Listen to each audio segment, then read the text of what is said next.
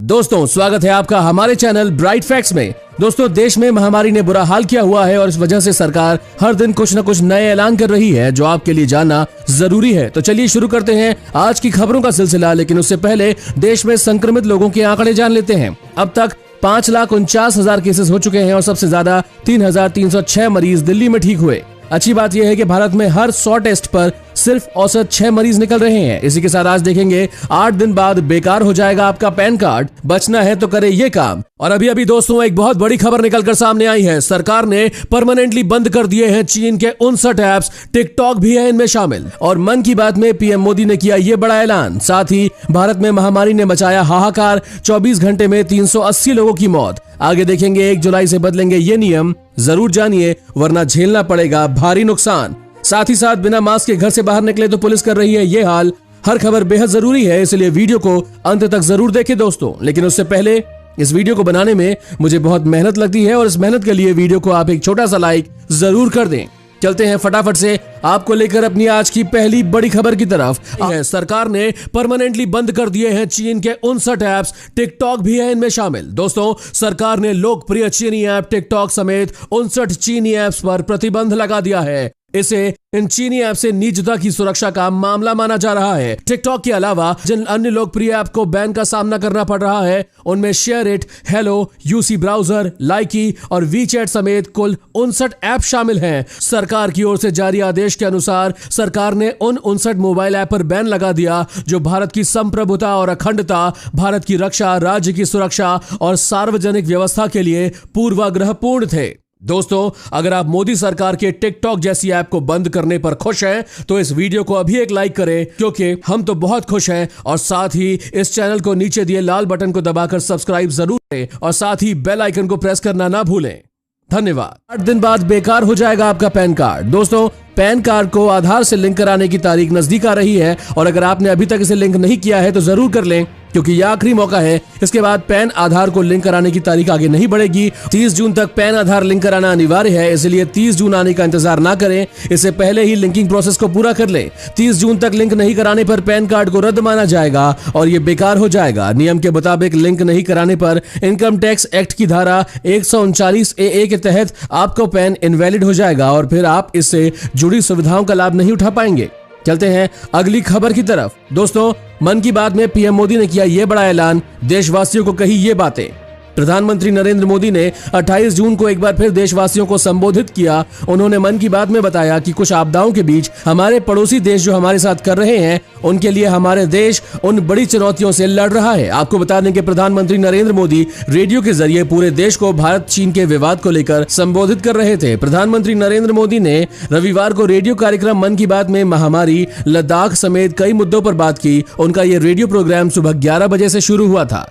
दोस्तों इस चैनल पर हम आपको देश और दुनिया भर की सबसे बड़ी खबरें सबसे पहले बताते हैं, तो आपको भी दुनिया भर की खबर सबसे पहले चाहिए तो चैनल को बिना भूले नीचे दिए लाल बटन को दबाकर सब्सक्राइब जरूर कर दें और बेल आइकन भी प्रेस कर दें। अब जानिए भारत में महामारी ने मचाया हाहाकार, 24 घंटे में 380 लोगों की मौत। जैसे जैसे देश में चीनी बीमारी की टेस्टिंग बढ़ रही है वैसे वैसे मरीजों की रिकॉर्ड संख्या सामने आ रही है। स्वास्थ्य मंत्रालय के आंकड़े के अनुसार देश में अब तक मरीजों की संख्या 5,49,318 पहुंच गई है और इस जानलेवा वायरस से 16,475 लोगों की जान जा चुकी है। फिलहाल 2,10,120 केस एक्टिव हैं, वहीं 3,21,723 मरीज ठीक हो चुके हैं। इस लिस्ट पर नजर डालें तो आप देख सकते हैं कि कहां महामारी संक्रमितों के क्या आंकड़े हैं।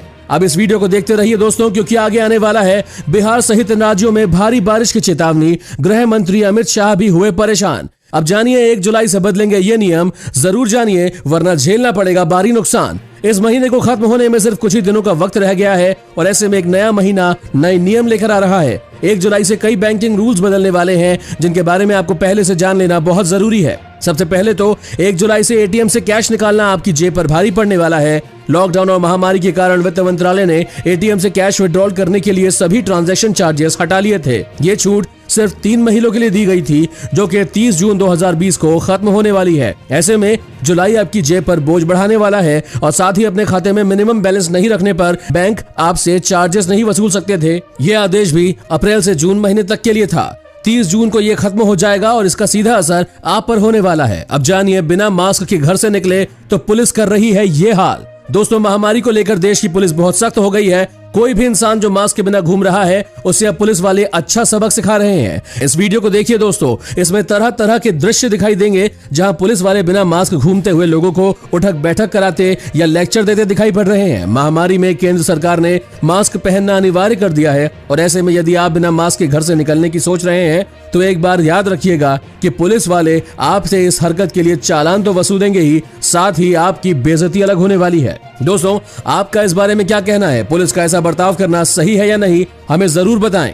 अब जानिए, बिहार सहित इन राज्यों में भारी बारिश की चेतावनी, गृह मंत्री अमित शाह भी परेशान। मौसम विभाग ने बिहार और उत्तर पूर्व राज्यों में आने वाले 2 दिनों में भारी बारिश की चेतावनी दी है। बिहार में मानसून पूरे जोर पर है और ऐसे में मौसम विभाग ने फिर से भारी बारिश को लेकर राज्य भर के लिए 72 घंटे का अलर्ट जारी कर दिया है। मौसम वैज्ञानिकों ने संभावना जताई है कि अगले 72 घंटे में राज्य में कम से कम 100 मिलीमीटर बारिश होगी। अब तक हुई बारिश के पिछले 22 साल के रिकॉर्ड तोड़ दिए हैं और राज्य में अब तक 254 मिलीमीटर बारिश दर्ज की गई है, जो कि सामान्य से 87% अधिक है। बिहार में महानंदा नदी के बढ़ते जल स्तर को लेकर गृह मंत्री अमित शाह भी परेशानी में हैं और उन्होंने बिहार सरकार से संपर्क किया है। उन्होंने इसकी जानकारी खुद ट्वीट के जरिए दी। उन्होंने ट्वीट में लिखा है कि मैंने मुख्यमंत्री नीतीश कुमार से बात की और उन्हें बिहार की जनता की सुरक्षा के लिए केंद्र सरकार की ओर से हर संभव मदद करने का आश्वासन दिया। आगे देखेंगे दोस्तों, ये है भारत के सबसे अमीर बाबा, संपत्ति देखकर चौंक जाएंगे आप। अब जानिए कब खुलेंगे जिम। सरकार का जिम को लेकर आया एक नया फैसला।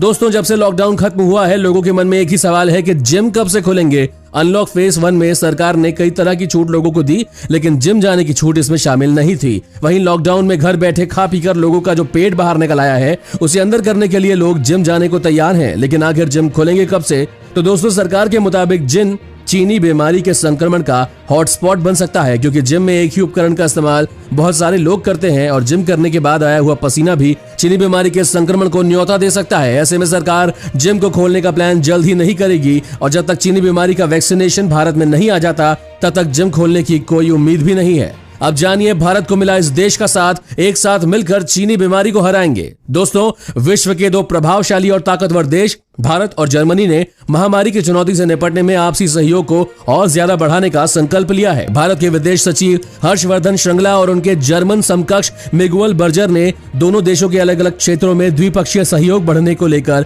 डिजिटल माध्यम से बातचीत की और भारत सरकार के विदेश मंत्रालय के मुताबिक दोनों देशों ने परस्पर हित के क्षेत्रीय तथा वैश्विक मुद्दों पर विस्तार से बातचीत की। विदेश मंत्रालय के मुताबिक दोनों पक्षों ने महामारी की चुनौती से निपटने के लिए एक दूसरे से मिलकर व्यापक सहयोग का जायजा लिया, जिसमें दवाओं, उपकरणों और प्रौद्योगिकी की आपूर्ति शामिल है। अब जानिए, यह है भारत का सबसे अमीर बाबा, संपत्ति देखकर चौंक जाएंगे आप। दोस्तों, हमारे देश में सिर्फ बिजनेसमैन ही नहीं बल्कि यहाँ के बाबा भी किसी अमीरों से कम नहीं है। ऐसे ही 5 बाबाओं की लिस्ट हम आपको दिखाने जा रहे हैं, जिनकी संपत्ति देखकर आपके होश उड़ जाएंगे। 5वें नंबर पर आते हैं आशाराम बापू। ये देश के अमीर बाबाओं में गिने जाते हैं। हालांकि अब वो रेप केस के चलते कारावास की सजा काट रहे हैं। आशाराम के पास विदेश में कुल 650 आश्रम हैं और इसके अलावा वो 17,000 बाल संस्कार केंद्र के मालिक हैं। उनकी कुल संपत्ति करीब 10,000 करोड़ रुपए है। चौथे स्थान पर हैं श्री श्री रविशंकर। श्री श्री रविशंकर की विदेश भर में चर्चाएं हैं। 151 देशों में इनके आर्ट ऑफ लिविंग की शाखाएं हैं। इसके अलावा इनके फार्मेसी और स्वास्थ्य केंद्र भी हैं,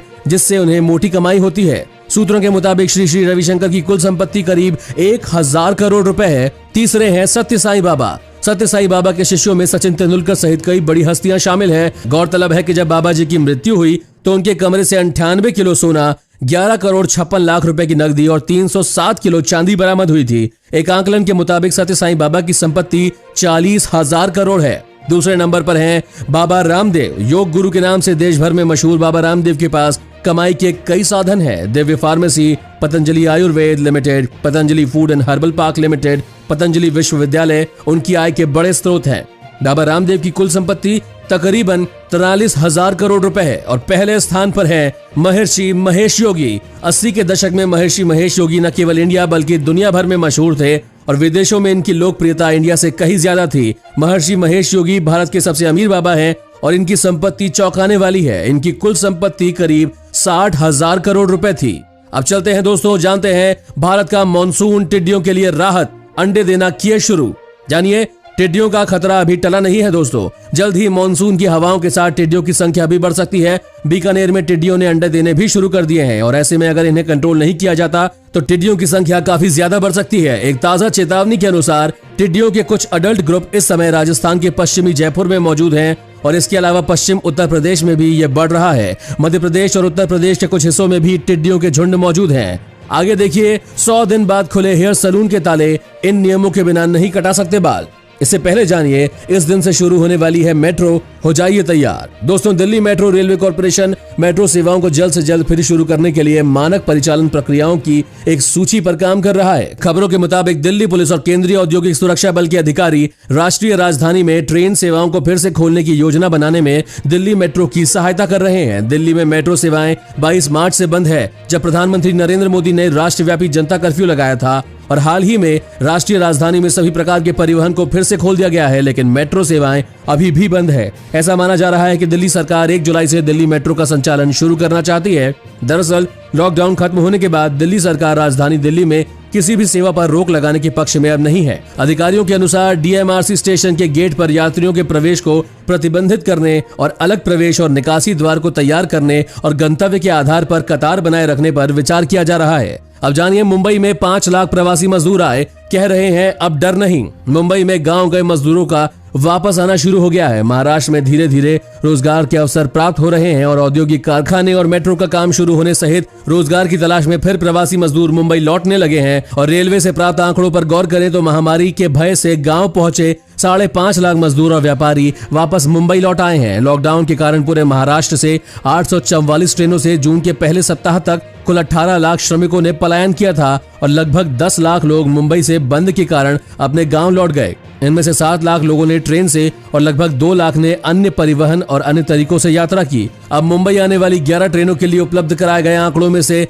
इस महीने 26 जून तक यात्रियों की संख्या 100% है। साथ ही जानिए, 100 दिन बाद खुले सलून के ताले, इन नियमों के बिना नहीं कटा सकते हैं बाल। महामारी को नियंत्रण में करने के लिए लागू लॉकडाउन की वजह से करीब 100 दिन से महाराष्ट्र में बंद पड़े सैलूनों के दरवाजे आज खुल गए हैं। महाराष्ट्र सरकार ने कुछ दिशा निर्देशों के साथ आज से सभी हेयर सैलून को खोलने की मंजूरी दे दी है और सैलूनों में काम करने वाले कर्मी और ग्राहक दोनों के लिए मास्क पहनना और सैनिटाइजर का इस्तेमाल करना आवश्यक कर दिया गया है। एक तौलिए का इस्तेमाल दूसरे ग्राहक के लिए किया जाना भी मना है। साथ ही हर सर्विस के बाद कुर्सियों को सैनिटाइज करना भी अनिवार्य कर दिया गया है। कस्टमर को एक रजिस्टर में अपना मोबाइल नंबर, पता और यदि जरूरी हुआ तो अपना आधार कार्ड नंबर भी लिखना होगा। कस्टमर को अब दुकान पर बैठना नहीं दिया जाएगा, उसे सलून वाले से अपॉइंटमेंट लेना होगा। और अब लोगों को बाल कटवाने के लिए पैसे भी पहले से 2-3 गुना ज्यादा देने पड़ेंगे। बारी है पेट्रोल डीजलों की कीमतों में फिर से आई तेजी, जानिए क्या है भाव। दोस्तों, डीजल और पेट्रोल की कीमतों में बढ़ोतरी जारी है। हालांकि इस महीने लगातार 21 दिनों तक पेट्रोल ईंधन की कीमतों में बढ़ोतरी के बाद कल यानी रविवार को इसकी कीमतों में कोई बढ़ोतरी नहीं हुई थी, लेकिन आज फिर दोनों ईंधनों की कीमतों में बढ़ोतरी हुई है और इस दिन यहाँ डीजल 13 पैसे महंगा हुआ तो वहीं पेट्रोल की कीमत में 5 पैसे का इजाफा हुआ। दिल्ली में पेट्रोल की कीमत 80 रुपए और 30 पैसे से 5 पैसा बढ़कर 80 रुपए 43 पैसे पर चली गई है, तो डीजल भी 13 पैसे की छलांग के साथ 80 रुपए 53 पैसे पर चला गया है। यहाँ कल ही डीजल की कीमत 80 रुपए 40 पैसा थी और पिछले कुछ दिनों से दिल्ली देश का पहला राज्य बन गया है जहाँ पेट्रोल से महंगा डीजल है। आगे देखेंगे दोस्तों, चीन दे रहा है भारत को धमकी, बॉर्डर पर कुछ भी किया तो बताएंगे। उससे पहले जानिए, अमेजॉन इंडिया देगी 20,000 नौकरियां, घर से होगा काम, ऐसे करे आवेदन। दोस्तों, अमेजॉन इंडिया ने आज घोषणा की है कि दुनिया भर में अपने उपभोक्ताओं को शॉपिंग का शानदार अनुभव देने के लिए कंपनी 20,000 नए लोगों को नौकरी देने की घोषणा कर दी है। कंपनी की तरफ से हैदराबाद, पुणे, कोयम्बटूर, नोएडा, कोलकाता, जयपुर, चंडीगढ़, मैंगलोर, इंदौर, भोपाल और लखनऊ में रोजगार के अवसर उपलब्ध कराए गए हैं। ज्यादातर नौकरियां अमेजॉन के वर्चुअल कस्टमर केयर प्रोग्राम का हिस्सा है, जो वर्क फ्रॉम होम के लिए विकल्प पेश करता है। इन पदों पर नियुक्ति के लिए जरूरी है कि उम्मीदवार कम से कम 12वीं कक्षा पास हो। वे लोग जो इस सीजनल नौकरियों के लिए आवेदन करना चाहते हैं वे seasonalhiringindia@amazon.com पर ईमेल भेज सकते हैं। अब जानिए, अमेरिकी राष्ट्रपति पद के उम्मीदवार ने दिया भारत विरोधी बयान, देखिए क्या कहा। एक तरफ जहां अमेरिकी विदेश मंत्री ने चीन से भारत के बचाव के लिए सेना खड़ी करने की बात कही है, वहीं अमेरिका में राष्ट्रपति पद के लिए डेमोक्रेटिक पार्टी के उम्मीदवार बने जो बाइडेन ने कश्मीर, नागरिकता संशोधन कानून और राष्ट्रीय नागरिकता रजिस्टर को लेकर भारत के खिलाफ बयान डाला है। मोबाइल फोन पर चाहिए, कहा कि बिना भूले हमारे चैनल को नीचे दिए लाल बटन को दबाकर सब्सक्राइब जरूर के लिए कदम उठाएं और साथ ही घंटे के बटन को दबाकर ओके पर क्लिक करना ना भूलें। एनआरसी को भी गलत बताया। जानिए दोस्तों, चीन दे रहा है भारत को धमकी, बॉर्डर पर कुछ भी किया तो बताएंगे। भारत और चीन की झड़प के बाद चीनी अखबार ने धमकी दी कि अगर भारतीय सैनिकों ने गोली चलाने की हिमाकत की तो हम इसका मुंह तोड़ जवाब देने में सक्षम है। चीनी अखबार ने अपने संपादकीय में वर्ष 1962 के युद्ध की याद दिलाते हुए कहा कि आज चीन की सेना और अर्थव्यवस्था दोनों ही भारत से ज्यादा मजबूत है। आपको बता दें कि चीनी अखबार ग्लोबल टाइम्स ने लिखा, अगर गोली चलाने का आदेश सच साबित हुआ तो ताजा घटनाक्रम भारतीय चीनी सीमा पर दोनों सेनाओं के बीच हुए विश्वास बहाली के समझौते का गंभीर उल्लंघन होगा। सीमा पर झड़प कभी कभी होती है और दोनों ही देशों ने कई दशकों से गोली नहीं चलाई है। अगर भारतीय सैनिकों ने भविष्य में चीनी सैनिकों के खिलाफ हथियारों का इस्तेमाल किया तो सीमाई इलाके में तस्वीर इससे उलट होगी। अब जानिए टिकटॉक को टक्कर देने के लिए यूट्यूब ने निकाला ये फीचर। टिकटॉक की लोकप्रियता पब्लिक के बीच किस हद तक बढ़ गई है ये बात किसी से छिपी नहीं है और इस ऐप ने लोगों को शॉर्ट वीडियो के जरिए अपनी अलग पहचान बनाने का मौका दिया है। लेकिन अब YouTube भी एक नए फीचर की टेस्टिंग करने जा रहा है। इसके तहत यूजर्स 15 सेकंड के वीडियो रिकॉर्ड कर सकते हैं। YouTube के मुताबिक मल्टी सेगमेंट वीडियो फीचर के तहत कुछ यूजर्स को शॉर्ट वीडियो रिकॉर्ड करने का ऑप्शन दिया जा रहा है। YouTube का ये मल्टी सेगमेंट वीडियो टेस्टिंग के तौर पर लिमिटेड यूजर्स के लिए एंड्रॉइड और iOS दोनों ही प्लेटफॉर्म पर जारी किया जा रहा है और इस फीचर के जरिए सीधा मोबाइल ऐप से मल्टीपल क्लिप रिकॉर्ड करने का ऑप्शन मिलेगा। इसी के साथ आगे देखेंगे दोस्तों, इन 17 खतरनाक एप्लीकेशंस को कभी ना करें गूगल से डाउनलोड, फोन को होगा बहुत नुकसान। उससे पहले जानिए गैस सिलेंडर के दामों में सबसे बड़ी गिरावट, होगा बहुत फायदा। दोस्तों, लोकसभा चुनाव से पूर्व मोदी सरकार ने लोगों को बड़ी खुशखबरी दी है। इंडेन ने रसोई गैस सिलेंडर के दाम में कटौती कर दी है और इंडेन अपने ग्राहकों के लिए खास ऑफर लेकर आया है, जिसके तहत अगर आप इंडेन की वेबसाइट से गैस रिफिल का भुगतान करते हैं तो आपको 10 रुपए का डिस्काउंट मिलेगा। और इस मामले में इंडियन ऑयल कॉर्पोरेशन लिमिटेड ने ट्वीट कर ग्राहकों को जानकारी दी कि ऑनलाइन गैस रिफिल का भुगतान करने पर आपको 10 रुपए की छूट मिलेगी और बुकिंग के लिए आपको इंडेन की वेबसाइट पर जाना होगा। अब जानिए इन 17 खतरनाक एप्लीकेशंस को कभी ना करें गूगल से डाउनलोड, फोन को होगा बहुत नुकसान। दोस्तों, अब प्ले स्टोर पर 17 ऐप्स पाए गए हैं जो यूजर्स का पर्सनल डेटा चुरा रहे हैं। इस रिपोर्ट के अनुसार ये ऐप्स हिडन एड्स कैंपेन के तहत भारत और साउथ ईस्ट एशिया के यूजर्स को शिकार बना रहे हैं। एवेस शोधकर्ताओं की टीम ने यह रिपोर्ट जारी की है। हालांकि गूगल ने एंटीवायरस कंपनी से रिपोर्ट मिलने के बाद उन ऐप्स में से 30 को हटा दिया है, लेकिन अभी भी 17 ऐप्स प्ले स्टोर पर मौजूद है। इनमें से कुछ पॉपुलर ऐप्स जैसे skateboard new, find hidden differences, spot hidden differences, Tony shoot new और स्टैकिंग गाइस शामिल है। इतना ही नहीं, इन मोबाइल ऐप में से तो कई ऐप्स ऐसे हैं जो 1.5 करोड़ से ज्यादा बार डाउनलोड किए जा चुके हैं। दोस्तों, अगर आपको ऐसे ही न्यूज हर रोज अपने मोबाइल फोन पर चाहिए तो बिना भूले हमारे चैनल के नीचे दिए लाल बटन को दबाकर सब्सक्राइब जरूर कर दें और साथ ही घंटे के बटन को दबाकर ऑल पर क्लिक करना ना भूलें। धन्यवाद।